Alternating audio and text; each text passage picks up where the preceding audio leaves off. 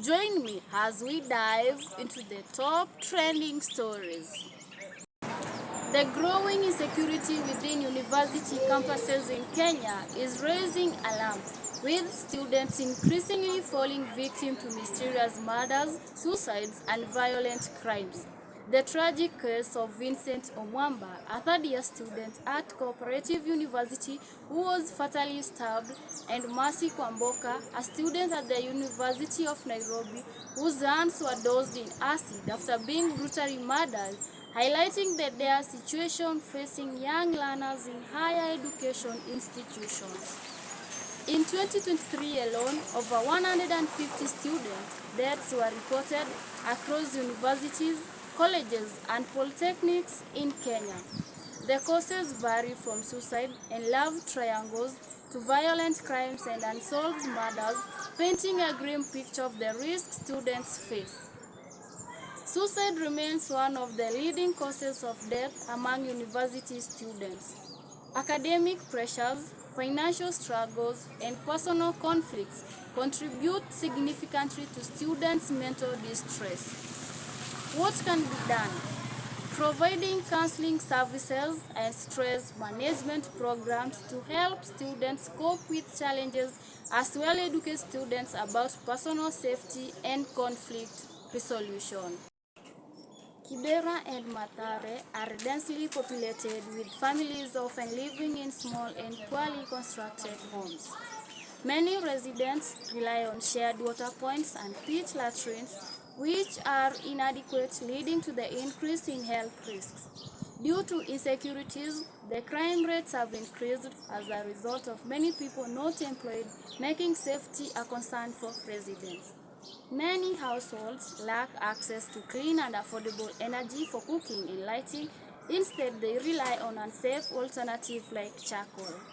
Through the Community Health Programs Forum, volunteer health workers in Mathare to conduct door-to-door visits, educating families about hygiene and providing basic medical care. One of Kenya's most renowned public transport service providers, SuperMetro, has been at the center of attention recently due to a series of events involving its operations and regulatory compliance. On March 18, 2025, NTSA suspended SuperMetro Circle's operating license based on allegations of non-compliance with public service vehicle regulations. NTSA cited several issues including expired inspection certificates for 15 vehicles, expired road service licenses for 8 vehicles, over 300 vehicles flagged for speed limiter infractions. Its suspension caused significant disruption as it operates a fleet of over 500 vehicles, serving thousands of commuters daily. SuperMetro filed an appeal with the Transport Licensing Appeals Board, challenging NTSA's decision, arguing that the suspension was unfair and based on insufficiently investigated claims. On March 24, 2025, SuperMetro was granted a temporary reprieve, allowing it to resume operations, pending a full hearing scheduled for March 27, 2025. The board directed NTSA to file its response by March 25, 2025, emphasizing that SuperMetro must comply with all transport regulations during this period. The situation highlights broader challenges in Kenya's public transport sector, including the need for stricter enforcement of regulations without penalizing compliant operators. The protests against racism and the rise of far-right ideologies in France have drawn significant attention, with tens of thousands of people rallying across the country on March 22, 2025. Around 91,000 people participate in protests across France, with 21,500 demonstrators in Paris alone. The demonstrations were majorly organized to mark the International Day for the Elimination of Racial Discrimination, as they voiced concerns about the government's stricter immigration policies and border controls. Protesters carried placards Protesters carried placards with the message, "Make racists afraid again."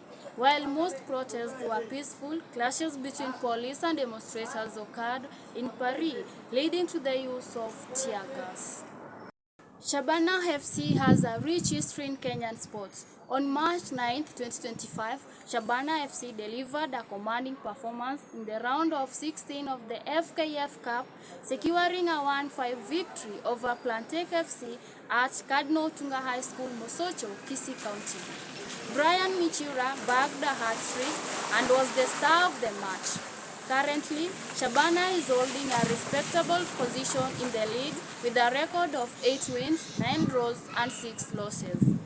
After the match, Shabana unveiled their long-awaited kit alongside 10 mid-season signings.